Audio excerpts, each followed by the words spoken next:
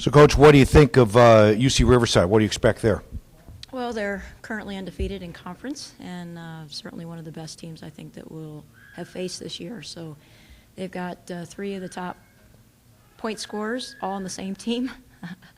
And for the last 3 years, they've had player of the or freshman of the year on their team. When obviously Brittany Crane is player of the year last year, back for her senior season, averaging 24 points a game. So she's going to get hers. Hopefully, we can limit her a little bit and hopefully not give her 24. Okay, so you won 6 home games in a row, Yeah. then lost one. Now you go out on the road. Is that difficult? Well, all the games in the conference are difficult, in my opinion. I think there's a lot of parity. We keep coming against a lot of different strategies, but also personnel. Everybody's different. I know I had a reporter ask, well, what are you going to do different from Davis game to Riverside? They're completely different teams. They have completely different offenses, completely different personnel, and different problems for us. So, our game plan is just to play hard and try to employ great fundamentals, and we have been improving and taking care of the basketball.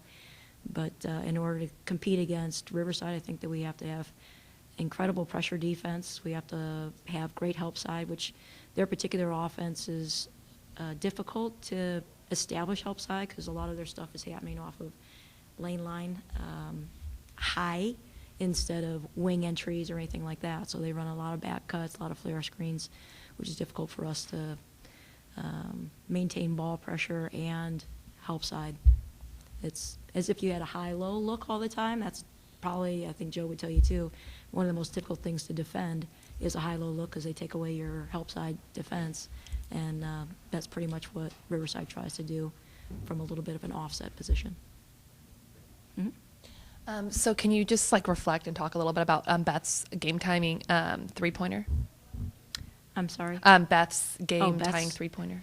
Yeah, that's exactly how we drew it up. No, I'm kidding. We were actually going for a 3 the play before, and we had it set up to throw a lob to Rachel Kaler and run the backside. So we were running a lob onto the backside, hoping that we'd get some collapse defense and have Beth be able to shoot the 3 on the other side. As it turned out, they tipped the ball out of bounds and made it an even better angle for us to come off that 3. But a little bit of ice in their veins. I don't know that I could have made that shot, but she's a big-time three-point shooter and came through for us. And then certainly the team's energy and ability to execute in the overtime made it a thrilling win. Kind of going off of that, can you just reflect on Beth as a player, her past 4 years here? Yeah, she's been very steady. I think she's been one of our top three-point shooters every year that she's played for us. But this year, obviously, she's having to do a little bit more, shooting the basketball, driving the basketball, distributing the basketball. Taking on a different role for her has been something that's been fun to watch her evolution. She's certainly still shooting the ball really well, actually shooting it even better than she did last year when she was more the third or fourth option in our offense. So that being said, I think that she's had a fabulous season so far for us, and I know that we're working some kinks out with our team, and hopefully we right our ship so that both defensively and offensively we're performing at a more fluid pace. I think that we have moments when there's a lot of fluidity and chemistry on the court, and other times when we get stuck. So we're trying to address those things, and hopefully we'll achieve that and be back into high tempo and everybody kind of flowing together.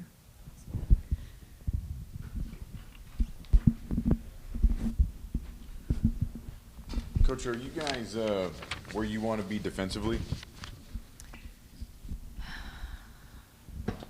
I don't know if any coach could answer yes to that question at this time of the year. In some places, we've really improved, and in other places, there's still a lot more work to be done. Davis had us chasing our tails. I thought that they were clearly the superior team when we played them on Saturday. They require so many double teams because of their great post play that we were helping so much on trying to be in a frontal position and help our backside that we didn't have enough height or ball pressure on the wings, so they're able to throw skip passes and get it to their great three-point shooter. So those things are adjustments that we need to make as far as applying ball pressure. I can't make any of my kids grow, so Sanchez is still going to be 5'1", facing people that are a foot taller than her, but I think that we've got to be able to make some adjustments, certainly game to game, and we'll make some adjustments next time we face Davis. But there's a competitive will from our team.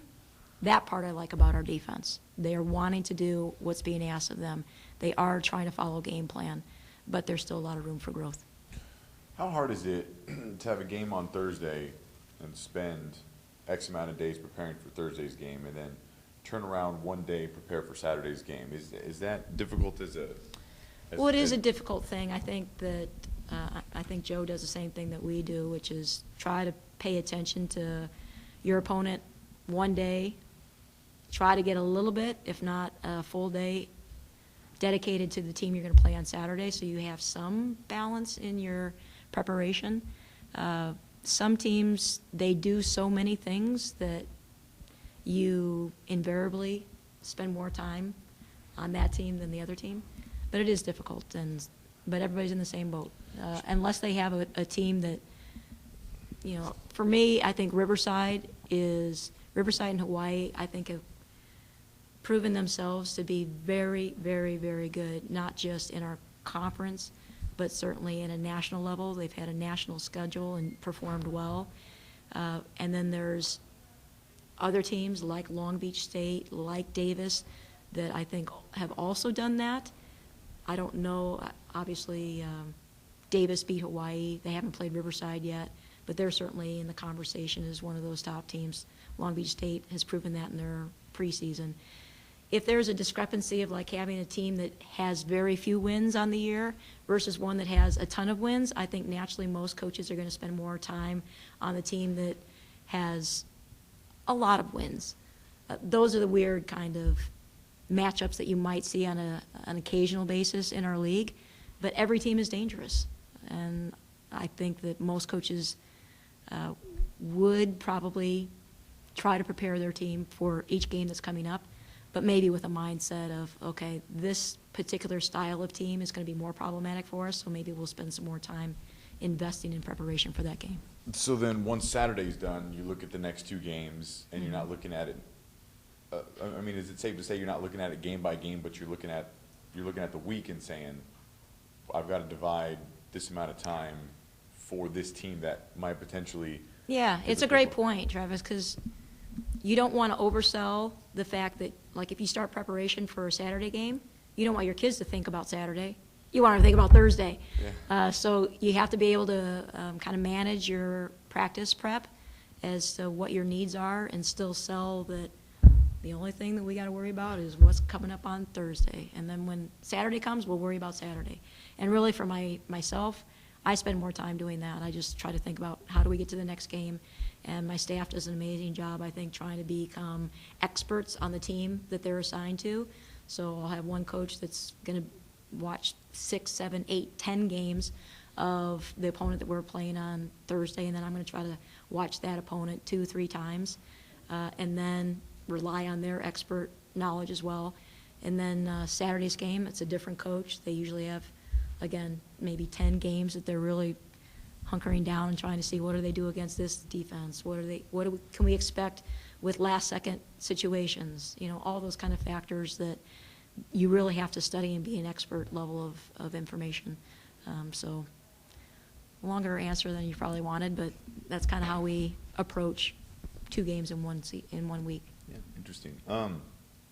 So Hannah, again, I think leading your team in scoring, but I've said before, very balanced attack. Is that something that you have kind of designed, or is that just kind of how just organically the team is playing? Well, quite frankly, I think I've put too much stuff in. We were running dribble drive at the start of the season, and there was maybe not enough post touches, so I started to implement a few more sets so that our posts would actually get some touches instead of just O-board putbacks, which is what sometimes they were only getting. Certainly if you have somebody that's scoring, 50% of their shot attempts, you want to get them the ball more. So in doing that, defenses have probably zeroed in a little bit more because I've had more play calls for Hannah. So we have to kind of get back to having a little bit more balance than what we've presented the last game.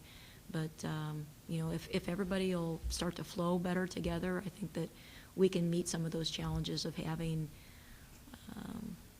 you know, Davis.